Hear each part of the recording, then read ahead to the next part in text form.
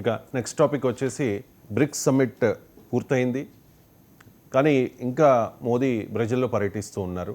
So ఎంజీరావు గారు, భారతీయ special attraction బ్రిక్స్లో, so బ్రెజిల్తో మంచి సంబంధాలు ఉండడం అనేది ఏ రకంగా భారత్కి అవసరం అండ్ అంతర్జాతీయంగా ఏంటి ఈ బ్రిక్స్ సదస్సు ఇంపార్టెన్స్ ఏంటి, బ్రెజిల్తో సంబంధాల ఇంపార్టెన్స్ ఏంటి? ఇప్పుడు ప్రపంచం దృష్టి అంతా బ్రిక్స్ మీద ఉంటే ఇంకొక దృష్టి ఉంది. ఈ బ్రిక్స్ సమావేశం ఈ నెల 6-7 తారీఖులు జరిగితే జూలై 3నే ప్రధాని మన భారతదేశం వదిలి విమానం మీద అక్కడ నమీబియా, ఘనాలో పర్యటించారు. తర్వాత ట్రినిడాడ్ టొబాగోలో పర్యటించారు. తర్వాత అర్జెంటీనాలో పర్యటించారు. ఈ బ్రిక్స్ సమావేశం 6-7 తర్వాత ఆయన రియో డి జనీరో సిటీని, లార్జెస్ట్ సిటీ ఆఫ్ బ్రెజిల్ వదిలి బ్రెజిల్ క్యాపిటల్ బ్రెజీలియా వెళ్ళారు. ఎందుకంటే ఈ బ్రిక్స్ సమావేశం వేరు, ఆయన అది కాకుండానే బ్రెజిల్తో సత్సంబంధాలకు ఒక రోజే ప్రత్యేకంగా బ్రెజిల్లో ఆయన పర్యటిస్తున్నారన్నమాట, బ్రెజీలియా క్యాపిటల్లో. ఇది ప్రపంచం అంతా ఇప్పుడు ఆయన దృష్టి చూస్తుంది. ఎందుకంటే పుతిన్ దేశం విడిచి వెళ్ళలేని పరిస్థితి. ఎందుకంటే ICC international court of justice arrest చేస్తాను భయం. జీ జిన్పింగ్ ఇంటర్నల్గా సివిల్ వార్ సిచ్యువేషన్ ఆయన బయటకు రాలేని పరిస్థితి. ప్రపంచంలో అమెరికాని ఛాలెంజ్ చేసే దేశాలు రెండు, వాళ్ళు బయటకు రారు, అధ్యక్షులే బయటకు పర్యటించలేదు. కానీ మోడీ ప్రపంచాన్ని పర్యటిస్తున్నారు. ఈయన బ్రెజిల్లో ఎందుకు ఇంపార్టెన్స్ అంటే, బ్రెజిల్లో ఇప్పుడు ప్రస్తుత స్థితి చూస్తే ప్రపంచంలో 4వ అతిపెద్ద ఆర్థిక వ్యవస్థ ఇండియా, బ్రెజిల్ 7వ అతిపెద్ద ఆర్థిక వ్యవస్థ. అది 8,50,000 చదరపు కిలోమీటర్లు ఉంటుందండి. ఇండియా కంటే సుమారు 3 రెట్లు. ప్రపంచంలో అత్యధికంగా సహజ వనరులు ఉన్న దేశం ఏదంటే అది బ్రెజిల్ అని చెప్పాలి, జీవవైవిధ్యం అన్నింటిలో కూడా అంతటి ప్రాముఖ్యతమైన. తర్వాత 2050 నాటికి ఇండియా 2వ అతిపెద్ద ఆర్థిక వ్యవస్థ అయితే అమెరికాని దాటి, అది కూడా బ్రెజిల్ కూడా టాప్ 5 ఆర్థిక వ్యవస్థ అవ్వబోతుంది. అంటే ఫాస్టెస్ట్ గ్రోయింగ్ ఎకానమీస్ అండి బ్రెజిల్. సహజ వనరులు ఎక్కువ, 20 కోట్లే పాపులేషను.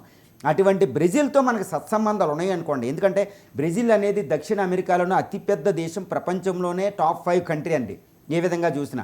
అలాంటి పెద్ద దేశంతో మనకు సత్సంబంధాలు ఉన్నాయంటే చాలా ఇంపార్టెంట్. ఎందుకంటే అక్కడ చైనా దక్షిణ అమెరికాలో ట్రేడ్ ఎక్కువ చేస్తుంది. మనం బ్రెజిల్, అర్జెంటీనా వెళ్తే అక్కడ నుంచి వనరులు వస్తాయి, ట్రేడ్ వస్తుంది, అది వస్తుంది. అది చాలా ఇంపార్టెంట్.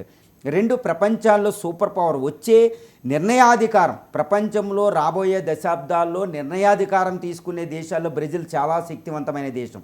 ఆ దేశంతో ఇండియా ఉందనుకోండి, ఇప్పటికే ఇప్సా అనేది ఒకటి ఉంది, ఇండియా, బ్రెజిల్, సౌత్ ఆఫ్రికా అనేది, ఆ సహకారం ఒకటి ఉంది.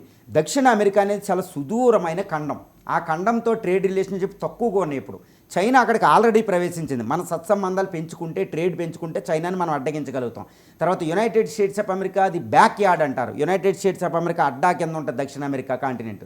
దాంతో మనం ట్రేడ్ డీల్స్ కుదుర్చుకుంటే, మంచిగా ఉంటే అమెరికాని కూడా మనం చెక్ పెట్టవచ్చు. అంటే ఏంటి, ప్రపంచంలో అత్యధికంగా వేగంగా అభివృద్ధి చెందే దేశం, ప్రపంచంలో సూపర్ పవర్ ఇంకోటి అవ్వబోయేది, ఆ దేశంతో ఇండియా ఫ్యూచర్ సూపర్ పవర్ సత్సంబంధాలు అంటే ప్రపంచం అంతా ఆసక్తిగా తిలకిస్తుంది. ఇది మామూలు విషయమే, అందులో ఔచిత్యం ఏమీ లేదు.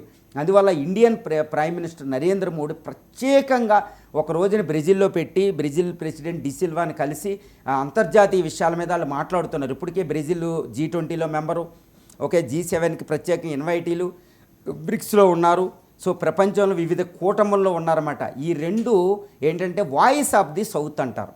అంటే వెనుకబడిన అభివృద్ధి చెందుతున్న దేశాల యొక్క వాయిస్ ఈ 2 దేశాల్లో ఉంటుందన్నమాట. ఈ 2 దేశాల సహకారం అనేది చాలా ఇంపార్టెంట్. ఈ 2 దేశాలు కూడా ఈ యునైటెడ్ నేషన్స్ సెక్యూరిటీ కౌన్సిల్, భద్రతా సమితిలో శాశ్వత సభ్యత్వానికి ప్రధానమైన పోటీదారులు ఈ 2 దేశాలకు వచ్చే అవకాశం ఉంది. కాబట్టి ఈ 2 దేశాల మధ్య సహకారం అంటే ఆ అంతర్జాతీయ సంబంధాల్లో భూకంపాలే వస్తాయి.